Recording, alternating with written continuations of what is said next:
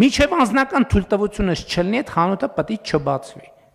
Կզեկուցեք անձամբ։ Վարչապետի ցուցումով բացվեց տեխնիկա վաճառող Ռեստոր խանութների ցանցը, որը 4 օր առաջ փակվել էր նույն Փաշինյանի հրահանգից հետո։ Վարչապետի աշխատակազմն էր տեղեկացրել Նիկոլ Փաշինյանին, որ Ռեստոր խանութների ցանցում կանխիկի ու անկանխիկի գները տարբեր են, ինչը օրենքի խախտում է։ Փաշինյանի ցուցումից հետո քննչական կոմիտեն էր շտապել Երևանի տարբեր հասցեներ կապարակնքել խանութների դռները մի քրեական գործի շրջանակում, որը հարուցված էր դեռ 2024 թվականից։ Փաստացի իրավապահները անցած տարի բիզնեսը փակելու քայլին չէին գնացել, դա արեցին միայն վարչապետի հրահանգից հետո։ Եթե բիզնեսը փակելու հիմքեր կային, ինչու ավելի վաղ չէին դա արել առանց գործադիրի ղեկավարի հրահանգի։ Քննչական կոմիտեն 2 օր է այս հարցին չի պատասխանում։ Միայն հայտնում են, թե հարկերը տուրքերը չվճարելու հոդվածով հարուցված վարույթով գույքագրումներ, չափագրումներ էին անում եւ արձանագրությունները կազմելուց հետո խանութները հերթով բացվում են։ Ձևը գտեք, փակեք այդ խանութը։ Ստուգելու եմ, չգիտեմ ասածս ինչքան բա, փակեք այդ խանութը։ Այդ խանութում առևտուր պետքա չլինի։ Իմ վրա եմ վերցնում անձնական պատասխանատվությունը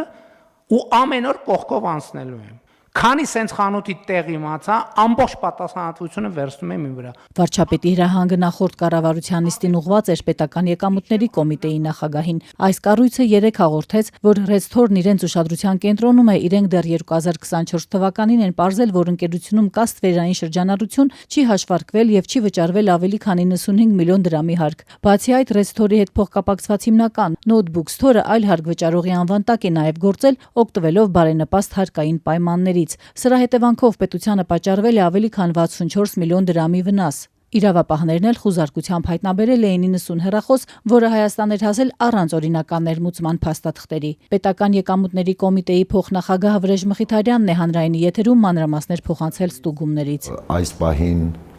ընթացիկ ունենք համալիր հարկային ստուգում, համալիր հարկային ստուգման նախաձեռնության հիմք է հանդիսացել քննիչի որոշումը։ Այս պահին ստուգումը կասեցված է, որովհետև իրականացրել ենք մի շարք հարցումների պատասխաններին ենք սպասում։ Ապօրինի հանձնարարություն, այսպես է բնորոշում վարչապետ Փաշինյանի հրահանգը, նրա իսկ որոշմամբ պետական եկամուտների կոմիտեն 2 տարի ղեկավարած Դավիթ Անանյանը, որն այժմ ընդդիմադիր Միասնության թևեր քաղաքական նախաձեռնության հիմնադիրներից է։ Ընդհանուր առմամբ թե վարչապետի հրահանգը, թե այդ խոսույթը ինքը օրենսդրության առումով բավականին ոչ թե խոցելի է, այլ ապօրինի եւ հակաօրինական արտահայտությունները եւ հրահանգներ են դրան։ Ամենայն հավանականությամբ քննչական գործողություններ կատարելու անվան տակ, որպեսզի վարչապետի հանձնարարությունը այս կամ այն ձևով իմիտացիոն առումով ցույց տվի, որ կատարվել է, գործունեությունը կասեցվել է տնտեսավարողին, որը կարծում եմ քննչական մարմինը կարողացել է փաթեթավորել օրենսդրության շրջանակներում։ Գուցե փակելու անհրաժեշտություն չի եղել, նկատում է նախկին բարձրաստիճան պաշտոնյան ու ընդգծում։ Պարզապես քննչականը ունենալով կասեցնելու գործառույթ, ըստ էության կատարել է վարչապետի ապօրինի հանձնարարությունը։ Ամենայն հավանականությամբ բացեցին, որովհետև իրենք ոչ թե փակել էին, այլ գործունեությունը կասեցրել էին։ Իրավունքի